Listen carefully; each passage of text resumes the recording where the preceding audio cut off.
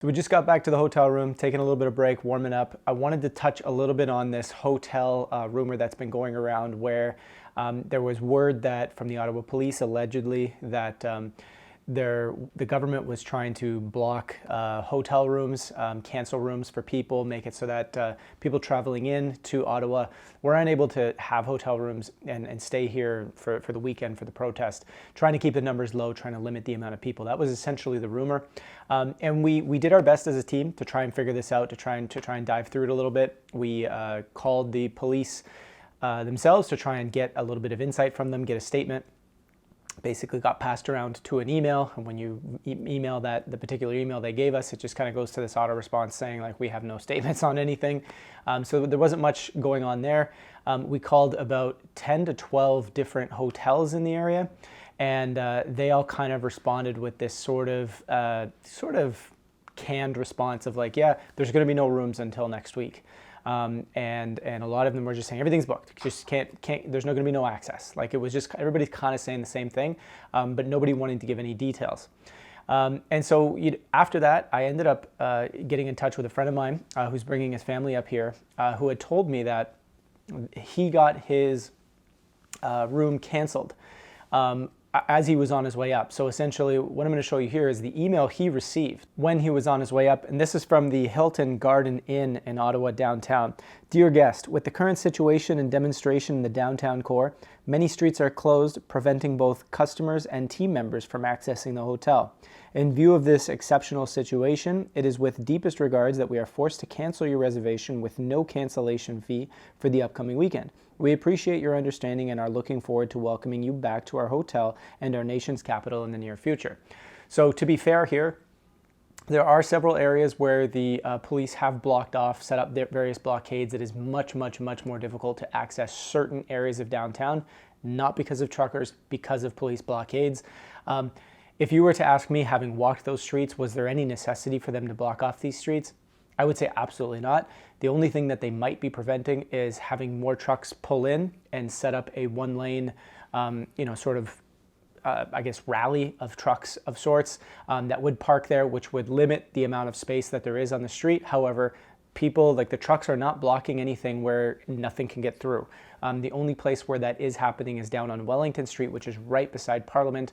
The trucks have basically, taken up that entire street, and that was their intention, was to shut that down. However, every other street in downtown Ottawa is not being completely blocked by trucks, whereby there's not access for EMT to get to where they need to go. Mostly there's always a lane or any area where the trucks are blocking something off completely. It's a very, very, very small section that doesn't really stop anything from happening. So, this is somewhat of a fair answer from the hotels. There is some limitation of getting in and out. However, a lot of the hotels, like the one we're staying at, it's about 20 minutes outside of the city. And there's been no issues with people staying here. There's lots of people staying at this particular hotel we're at. There's one just down the street. There's people staying there as well. And my friend is staying at another one close to this airport as well.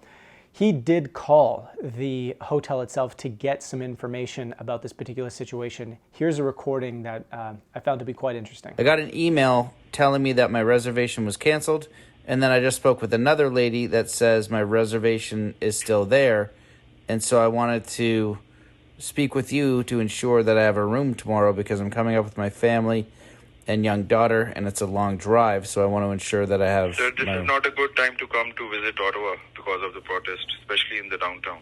Yeah, well... That's why we had to cancel the reservations as per force majeure.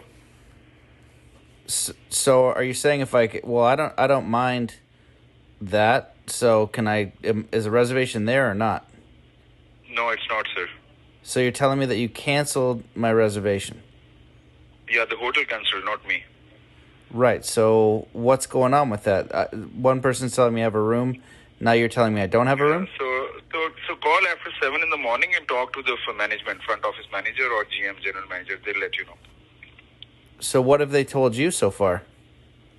I just came at night. They just asked me to let the people call in the morning. Oh. So I have no information on that. They just told us that because of the protest, it's not accessible to reach the hotel, and actually we are also having problems. We have to park the cars like really far away and then take the buses. So you won't be able to reach hotel. It's for you and the safety of your family and your kids and your wife. It's the. I would, if I would be you, I will cancel my trip. I just won't go to Ottawa. I was in Ottawa last time. There was no problem. It was an amazing celebration. Yeah, now there is a problem, sir. There's no problem. Okay, then if you want to visit, come ahead, but we don't have your reservation. You have to find something away from downtown. All right. Thanks. All right, bye now. Goodbye. You're welcome. So some of what I find interesting about this particular conversation is, you can hear my friend Matt, talking back and forth about what he's going to be coming up with his family. And, the guy's just saying this is not a good weekend. This is not a good time. There's, potentially going to be some danger and that sort of stuff. It's not a good thing to bring your family to.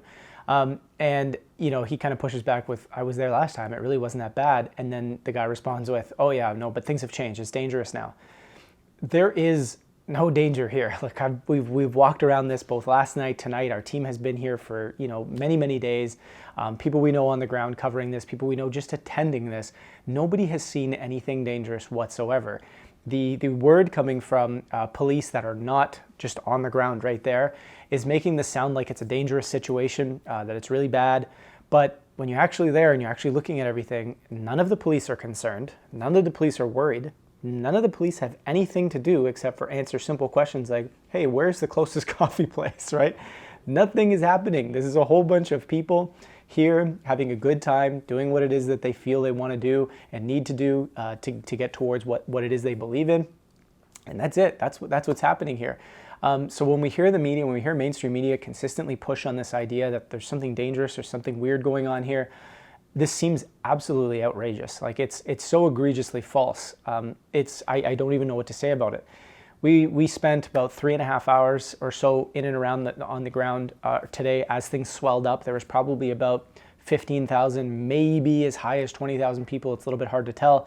And I didn't see CTV there. I didn't see Global there. I didn't see CBC there. They may have been there. We just didn't see them. Like all in the major areas where lots and lots and lots of people, families and so forth are congregating. We didn't see anything like that.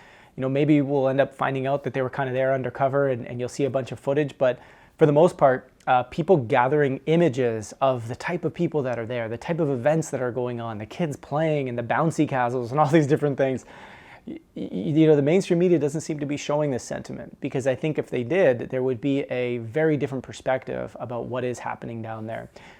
We did speak to a couple of people on the street who, were very upset about what was happening and were kept referencing the swastikas, like, oh my God, there's swastikas, like we can't have that, we can't have that happen. It's like, have you been down there? Have you seen that none of that is going on at all down there?